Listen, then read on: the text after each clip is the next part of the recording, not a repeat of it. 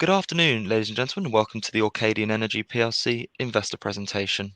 Throughout this recorded presentation, investors will be in listen-only mode. Questions are encouraged and can be submitted at any time via the Q&A tab that's just situated on the right-hand corner of your screen. Please just simply type in your questions and press send.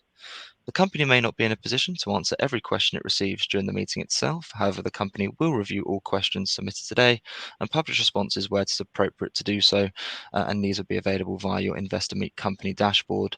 Before we begin, I would like to submit the following poll, and I would now like to hand you over to CEO Steve Brown. Good afternoon, sir. Thank you very much indeed, Jake. And I'm delighted to be here to tell all of you about the deal we struck to move the pilot project forward. This is something we've been working on for a very long time, and we're absolutely delighted to have been able to announce the deal on Monday. And we thought it would be a good idea to run through a fairly quick presentation and to answer as many of the questions as we possibly can in this session. So I'll just move through the first slide, which is a disclaimer. I won't dwell on that. This is actually a slide from our previous investor presentation, which was a summary of what our objectives were for the company. Fundamentally, our objective is to deliver a high return for investors. And the way we saw that we needed to do that was to fully finance the polymer flood project on pilot. We had a multi-strand approach. We were looking for farm-in partners, potential project investors. We were talking to potential contractors, and we're absolutely delighted that we found a farm-in partner who's keen to take the project forward, and we've structured the deal so that we don't have to raise additional capital for the project at all. Fundamentally, our strategy has always been pretty simple. We set out to lay our hands on discovered resources at the lowest cost we possibly could, transform those resources into reserves that are ready for investment, and then to share in some of the upside from the project. And what we've achieved with the pilot project and the deal that we've done is actually completely in line with what our strategy always has been. So this is just a quick summary of the licenses we have, and I'll do a little introduction to the pilot field itself, but I'm kind of assuming that people have listened to me talking about the project before, so there won't be a huge amount of detail on that. We've granted exclusivity to a North Sea operator to close a deal that will finance the pilot project. I'll go into the detail of the deal on the next slide. The pilot field sits here in the middle of the P2244 license. It's a really well appraised discovery. It's development ready. The development concept is based on doing a polymer flood using an FPSO. We're now looking at a mixture of subsea and platform wells, and we'll aim to electrify this project with a floating wind turbine to minimize emissions, which is a really important part of getting the approvals from the North Sea Transition Authority. But pilot isn't actually the only discovery that we have. We have the Elke and Narwhal fields, which sit in a license to the south. When Sproule audited that, there were 53 million barrels of 2C resource. There's actually a really good amount of upside on that. We've got some fantastic seismic data, and I'll show you some of that seismic data that suggests that there's some pretty low-risk exploration and appraisal targets there that could double that resource to over 100 million barrels. So that's in addition to the deal we've done on pilot. We've also seen some fantastic low-risk prospectivity to the north of pilot based on work that TGS did for us on the seismic data. And we're as part of this deal, we're going to be asking NSTA to run an out-of-round process over that. We don't know whether they will do that as yet, but that's what we will ask for. And we haven't been idle in the 33rd round. We've actually got 3 license applications in the 33rd round, and we'll mention a little bit about that, though, of course, we're still waiting to hear the results of that round. So let me tell you a little bit more about pilot itself. the summary of pilot is there are great rocks in the pilot field, just fantastic rocks. The oil is a bit viscous, so you have to take a different approach to make a success of the field. And the different approach that we've adopted is to do a polymer flood. And one of the things that gives us great confidence that a polymer flood will be successful in pilot is the success that Chevron and now Ithaca are enjoying on the Captain fields, where they're implementing a polymer flood project. And in fact, in February of this year, we went to a polymer flood conference up in Aberdeen, and the Ithaca representative said that they're seeing consistent success applying polymer flood across the Captain field. But let me go back to the rocks, because rocks are one thing you really can't do anything about in an oil field. If they're poor quality rocks, they're always going to be poor quality rocks. If they're great, they're always going to be great.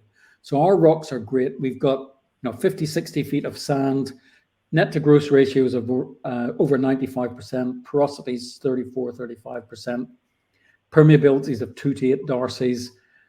You couldn't beat these rocks with a big stick. The viscosity of the oil is well within the range of what a polymer flood will be successful at. So there's a great project sitting here. What we've been waiting for is the operator who would want to join us in this project and invest in the project and get it on stream. And we've agreed the key terms of a deal to bring pilot into production with a North Sea operator. So if the deal completes, when we write our RNS, we have to caveat everything very carefully. But if the deal completes as we envisage, we will have an 18.75% carried interest to first oil. And being carried all the way to first oil means that we don't have to find capital for the development phase. And all the value in this deal pretty much is in that carried interest. There is a small payment, $3 million on FDP approval, but really the value sits in the carried interest. We've given that operator an exclusivity period to the end of November to conclude the deal. We've also approached NSTA with the operator, and we've requested a license extension to the P2244 license. And we've had some very good conversations with NSTA, but they have their process. They'll work through their process and we'll see what the answer is.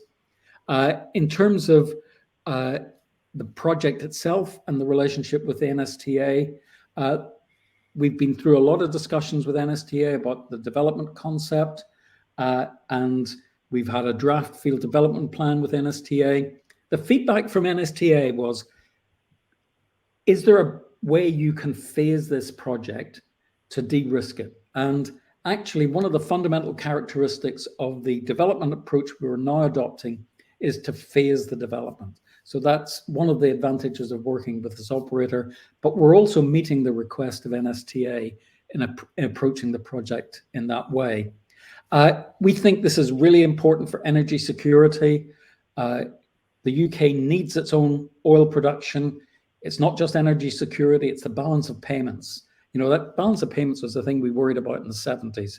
I think it'll be a thing we worry about in the rest of the 20s as well. We've included an option for us to negotiate a deal for LK and Narwhal in this arrangement with the operator, but we haven't settled on terms for that. We settled on terms for pilot, but we haven't settled on terms for LK and Narwhal.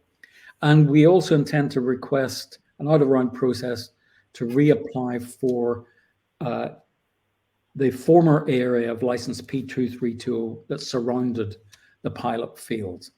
So that's a summary of the deal. This is how we look at the project now. So we see the first phase of the project being bringing a redeployed FPSO to the pilot field, making certain modifications to that FPSO, installing the mooring, installing the subsea flow lines, installing some subsea wellheads, and drilling 5 subsea wells before first oil. So that would be 3 producers and 2 injectors. And those 5 subsea wells will produce about 10,000 barrels a day when they start up. The second phase, and this is when we would start to contribute to the capex, but we'd have cash flow, so that's a much different place, is another 5 subsea wells in the south of the field, where the oil is a bit less viscous. And we have an opportunity to learn about the polymer flood in this approach. And ultimately, we would likely install a platform and complete the development so that we can recover the entire resource here. There's a very big resource in this field. The oil in place is over 260 million barrels. With this particular scheme, we're expecting to recover 85 million barrels, something like that. We will be doing a new CPR once the field development plan is properly documented and presented to NSTA. But this reduces the costs. This makes the project much more feasible and much less risky for an incoming partner. It's a really good combination as well, because rather than building an FPSO with a very high fluid handling capacity, we're looking at fitting within the fluid handling capacity of an existing FPSO, and that's all to minimize the modification costs. So another reason, and I want to dwell on this just for a moment, that I'm very confident that we can get this project through the government approval processes at a rapid pace is because of the expected emissions performance of this field. Now, this chart that shows, what it shows mostly is the performance of all the UK's oil and gas producing hubs in the North Sea. So all of those green blobs are showing you the level of production along the x-axis, the scale of the CO2 emissions in terms of the size of the blob, and the emissions intensity, which is the emissions divided by the number of barrels on the y-axis. And on average, the UKCS performs at around about 25 kilograms of CO2 per barrel of oil produced. Based on our old development scheme, Pilot was going to produce 2.6 kilograms of CO2 per barrel. That's massively less than the existing production in the North Sea, and it's massively less than any oil that would be imported to meet the demand in the UKCS. There are two things that really are very important for meeting the net zero targets. One is having domestic production, but the other is refreshing the domestic production. And we see this project as being really quite significant in refreshing domestic production. These two charts will give you a clue as to how the production profiles we expect will look. What I'm showing on the left-hand side is the expected production profile. Each of the individual wells is a different shade of green. So the green is oil. It's coming on at about 10,000 barrels a day and building towards 20,000 barrels a day. With this phased approach, you're not getting to 20,000 barrels a day and then falling off plateau. You're going to stay on plateau for maybe a decade. So this is actually going to deliver a significant cash flow over a long period of time. And one of the benefits of that is, sometimes oil prices are low, sometimes oil prices are high. It's very easy to predict oil prices. They're going to be volatile. That's the only prediction you can possibly make. The longer your plateau period, the more chance you have of being around when the oil prices are high. So that's a really nice financial characteristic of this project. The chart on the right-hand side shows you what our quarterly cash flow profile will look like. So clearly, we have virtually no costs before first oil. The costs we start to incur at first oil, the blues are OPEX, the greens are CAPEX, and the oranges are taxes. And in this particular model, I'm assuming that EPL operates as the legislation says it will, which means it's gone by 2028. And that gives us a very significant cash flow over a long period of time. And we're absolutely delighted to have struck a deal where we can retain, actually quite a significant carried interest on this project without having to massively dilute shareholders to raise the capital to do the project. So that's all based on our preliminary costs of the development plan. We're going to be working that with the operator in the next few months. I haven't put an axis on it deliberately. That's not an oversight, but it gives you a sense of what the cash flow from this project is going to look like. But I do want to emphasize that this is not the end of the story. We've got lots more opportunity in the acreage we already have and in the acreage we've applied for. So let me just show you a little bit about the Elke and Narwhal fields, which haven't really been our focus until we got pilot up and running. Now that we've got pilot up and running, I'm actually really excited by what we've seen in the Elke and Narwhal fields. So I'm going to go off on a little bit of a tangent and talk about seismic.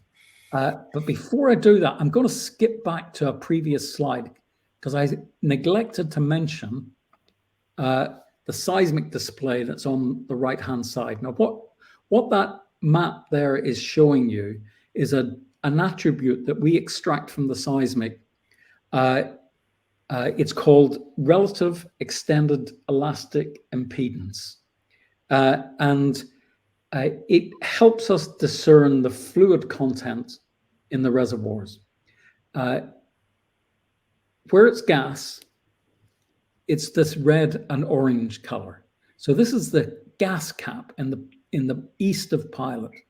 And we can see little four-way dip closures just off to the east that have little gas caps. So you can pick out the gas caps incredibly easily with this seismic attribute. But it's not just the gas, you can see the oil as well. So this is the Pilot field.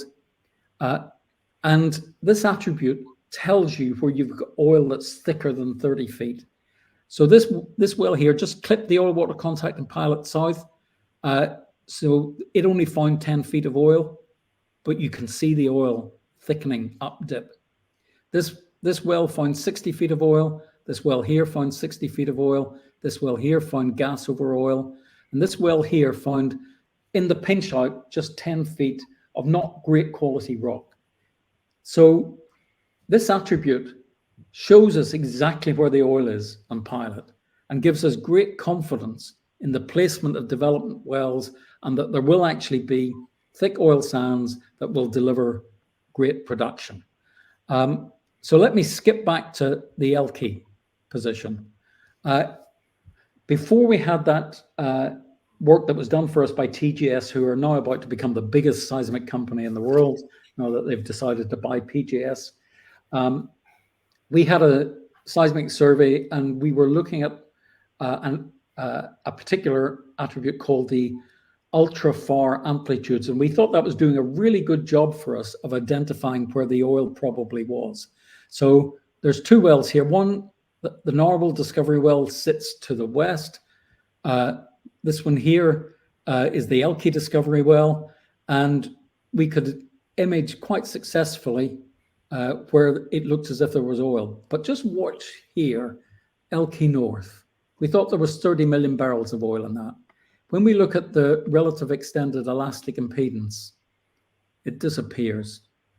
For me, this is a revelation. We won't waste a well on that. But we've got great confidence that this segment of Elke is really there, that this up-dip segment is really there, that area 2 is really there. And all these sections at the top are supported by the relative extended elastic impedance measurement. And it suggests that Elke actually has over 100 million barrels. Now, it will take appraisal and some analysis to confirm all that in due course, but we don't forget Elke when you're looking at our fields. We applied for 3 sets of licenses in the 33rd round. And in doing that, we did 1 license in partnership with another oil company, which is really building on our viscous oil experience. That's in the Outer Moray Firth. That's quite an exciting opportunity, very large. And we think the running room there is excellent. But we've sought to add a gas angle to our story as well. We focused on 2 gas opportunities, one in the mid-North Sea high, that's roughly around about here, which is looking at shallow gas opportunities, so relatively low cost to drill, quite a bit of gas in place. We think there's over 380, or it's about 380 BCF in leads on that particular license. And then in the southern North Sea, we applied for a discovery and a prospect. And the discovery is very interesting. It's 114 BCF of sales gas. The hurdle to that having been developed in the past was the gas that's in the reservoir is about 50% CO2. So there's over 200 BCF of gas in the reservoir. There's 114 BCF of gas we can sell. And we have a development concept for that, which is based on using a jackup rig, removing the drilling facilities, putting a power station there, capturing all the CO2 that comes out of the reservoir and the CO2 from the exhaust. So we're generating near zero emissions electricity that is a stable supply of electricity. And we think that will make a very interesting project. We tie into a local wind farm to get the grid connection. And we think that's a CO2 capture scheme that could really attract the attention of some of the bigger players, to be perfectly honest. There's also a 150 BCF drill-ready prospect, near drill-ready prospect, just on that same license application. We think it looks a really good prospect, and we think we understand why it was never drilled in the past, so we're excited about that. And we now have the opportunity to make the very best of these because we've had our partner come in and pilot, and that's actually transformed the outlook for the company. So I've been very quick in going through the presentation, really because I want to give time for questions, and that's essentially all I was planning to say to introduce you to the deal, the pilot field, and ORCADIAN. So thank you for that, Jake. Steve, that's perfect. If I may just jump back in there, and thank you very much indeed for your presentation this afternoon. If I may, I will just bring back up your cameras there. Ladies and gentlemen, please do continue to submit your questions just by using the Q&A tab that's situated on the right-hand corner of your screen. But just while the team take a few moments to review those questions that were submitted already, I would like to remind you that a recording of this presentation, along with a copy of the slides and the published Q&A, can be accessed via your investor dashboard. Steve, we did receive a number of pre-submitted questions ahead of today's event, and as you can see there in the Q&A tab, investors are beginning to submit their questions for your consideration. So if I may thank all investors on the call for taking the time to submit their questions, and Steve, if I may hand back to you just to chair the Q&A session with the team, and then I'll pick up from you at the end. Thank you. Surely. So what I'll do is I'll start to work through a few of the pre-submitted questions, and then I'll pick up anything that I can answer in the Q&A tab that's on the right-hand side of my screen. So the first question is, are you pleased with the deal? I've got to say, I'm absolutely delighted with the deal. We applied for pilot back in 2014. We looked at different ways of taking this project forward. We were really excited with the work that Chevron had done on Captain that really proved that you can do a polymer flood offshore with great success. And that allowed us to come up with a very good development plan for pilot. The incoming operators really added to that. And I really couldn't be more delighted with the deal. So the next question is, will you get a license extension on P2244? Truthfully, I can't know for certain. The NSTA has its own process, and they're very diligent about following that process. So we won't know until NSTA write to us formally. But what I can say is that every interaction we have had with any party who's got any sort of interest in the pilot project So the regulator, NSTA, our lender and crude marketer, Shell, our industry partners, TGS, SLB, and Crondall, has been extremely positive about what we're doing. And it would be natural for us to expect a license extension. The next question is, will we get the P2320 license back? We're going to ask for an out-of-round process in that. Hopefully the NSTA see the logic in running that process, and we're very optimistic that we will get that back. But of course, you can't predict how things will go. There's a question. There was a prospect you were excited about on that acreage. Do you still like it? So I like it a lot, and I think Morris likes it a lot. I think it's the best prospect I've seen in 40 years in the business, and we'd be very keen to get it back under license. But I have Morris on the call, so I'm going to ask Morris a question, which is, Morris, are you still excited? Yeah, absolutely. I mean, one of the two exciting things is it's got significant volume in it, and it's at a low risk, and that makes it quite attractive. And it's shallow. It's relatively shallow. It's deeper than Pilot, so we would expect it actually to be a lighter oil than Pilot. Very good. Right. I'm pleased you're still excited, Morris. Yeah, absolutely. So, right. The next question, do you expect the potential new operator to broadly keep the same development plan? So it's pretty much the same development plan, but it's phased. The reservoir recovery mechanism is unchanged. It's based on pretty tight well spacings, injecting polymer to push oil towards the producers, and using downhole pumps to get commercial production rates. But it's a much more phased plan, and the fluid handling capacities will be lower. So we think it's actually a great modification to our original plan. And then before I move on to the questions that are on the screen, the last pre-submitted one is, with the new equity, the carry, and the expected recoveries, what would be the net present value per ORCADIAN share? So that's a great question. So we have economic models coming out of our ears, and obviously we've analyzed this deal to death.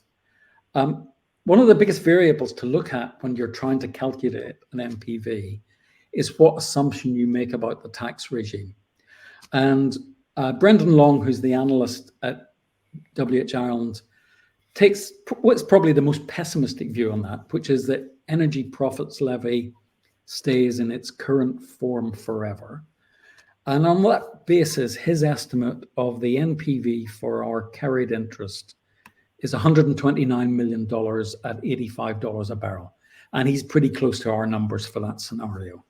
So with our current shares outstanding, that's about £1.40 a share.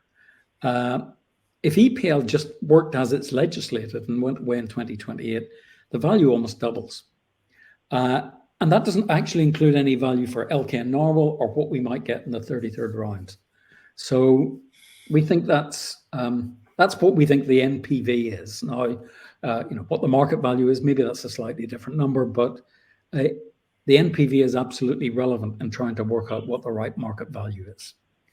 So let me just move on then to a couple of questions that are on the screen. And I think I'm going to answer two of them at once. So I'll read them out to you, and then I'll answer the question. So from Murray, will the farm-in deal cover the repayment of the Shell loan? And another question, assuming no dilution if the deal closes in November, what threat is posed to ORCADIAN's equity by the Shell loan due in March 24? So we actually took that loan out from the Shell traders back in 2019. And they've been very supportive partners, as well as having loaned us the money. They have a contract to market the first 12 million barrels of crude that's produced on the field. Obviously, when we took the loan out, we didn't expect it to take as long as it has to get to this point. So Shell gave us a 6-month extension just last week. And the purpose of that extension is for us to work out the best plan with Shell for how we repay the loan in due course. And we're very confident that Shell will be supportive of the project. They know who's coming in. They know what the plan is. They are very keen to see the project get into production and to have the benefit for them of the marketing contract. So we don't see the Shell loan as a threat. It's obviously something we have to deal with, but it's not something we're actually worried about. So another question. Congratulations on the deal, Steve. Why did it get down to the wire to strike it? What changed? So why did it get down to the wire to strike it? It wasn't the best market for farm outs. Let's say that. We had COP26. We've had Just Stop Oil. We've had EPL1. We've had EPL2. We've had Harbour going on an investment strike. We've had Apache saying we're not going to develop anything in the North Sea anymore. It hasn't been the best environment for a farm out. There was a set of circumstances that caused this deal to make a lot of sense for the operators coming in and ourselves. If I went through the circumstances, you'd be able to guess who it was, and I'm not allowed to do that. So I'm not going to go through what the circumstances were. And it did go down to the wire, but doesn't everything in life, especially things that are worth waiting for. And then the last question that's on the screen. So if you've got a question in your head, type it up here. Given current and certain ongoing political environment, is it not quite likely field will never reach first oil? Absolutely not. We will get this field into production. There's a lot of rhetoric that's spoken about by politicians, but politicians in opposition are not the same as politicians in power. And certainly the current government is very keen to approve new projects and to have the benefit of lower emissions, energy security, and great jobs in the UK. So those are great reasons for any government to support this. Keir Starmer, in an article in the Times, you can tell he's a lawyer. He chose his words very carefully. He said there'd be no new licenses. Fine. That's what he thinks today. When he's in power, I think he will think differently. But he also said they would honor all existing licenses. And certainly, the license we have is not just to do exploration, and it's not just to do studies to develop things. It's to win and to get and to produce petroleum. And he has explicitly said he's going to allow licenses to run their course. And existing licenses are there to produce oil and gas. They're called production licenses for a reason. So I'm very confident that this project will get the necessary government approvals. It's actually a groundbreaking project in the way that we're integrating floating wind, we're doing aggressive process heat management, and we're minimizing emissions. It's absolutely what the country needs. Daniel D, do you see any dilution to existing shareholders in order to finance the project at its more advanced stages? What I'd say on that is there probably will be a little bit of dilution because we need to raise some capital. We've been very clear about that. But we're absolutely focused on minimizing dilution for shareholders. I do not see any need for any dilution to finance the project at its more advanced stages. But we're not liable for any costs until first oil. The moment we're at first oil, we actually have a huge amount of debt capacity. So even if the initial cash flows were required us to have a little bit of cash available, we wouldn't contemplate diluting shareholders at that stage. Can you comment on cash reserves and burn rate? So we said that in the RNS, the cash reserves at the time were 90,000. Our burn rate was less than 20,000. Clearly, we will be doing a small raise at some point. I can't go into any more detail on that, but this has transformed the company. We have an asset. The NPV of the asset's $129 million. We just need a few quid. It's not like we're going to dilute this to nothing. Does the potential operator have existing North Sea oil greenfield development experience? Will this be requested by the NSTA? So the potential operator does have experience of going through the greenfield development process with NSTA. I don't think NSTA would require that. They're obviously happier with people who understand the process. Patrick H says, what protection is there for you in the event they pull out? Your cash situation is tight, to say the least. Yes, you're correct on that. The protection is the relationship we have with the operator and the approach we're taking to move things forward. Of course, we have to say we can't guarantee that a deal will get closed, but I'm very confident we will close a deal here, that we'll move this into the next phase. The operator doesn't put themselves in front of NSTA and say, we want to come in this project lightly. They don't do that lightly.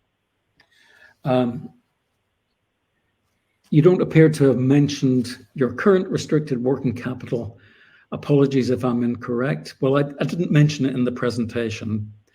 Can we have insight on how you will address the current 90K cash figure and your 20K a month cash burn? Is a cash raise incoming? Well, let me just say again,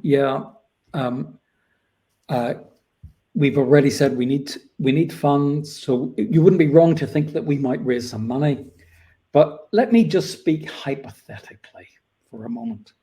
If a company wanted to raise money and it had an expectation that a fully termed SPA might be signed and that the NSTA might extend a license term all within the next couple of months, then it would make sense to raise a small amount now and the balance later after the expected news. So our focus is on minimizing dilution to protect all shareholders.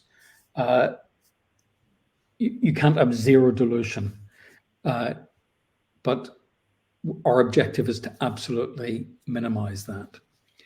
And the last question on the screen at the moment, do you think the project phase 2 will need to be funded entirely from cash flow, or how do you think debt funding, RBL/debt instruments will evolve in the UK North Sea? So phase 2 can be pretty much funded from cash flow. Of course, it all depends on what the oil price is at the time. So it's a little hard to predict that. On debt funding, it kind of looks to me like the banks are stepping away from debt funding. SocGen just announced they were not going to do any new oil and gas deals.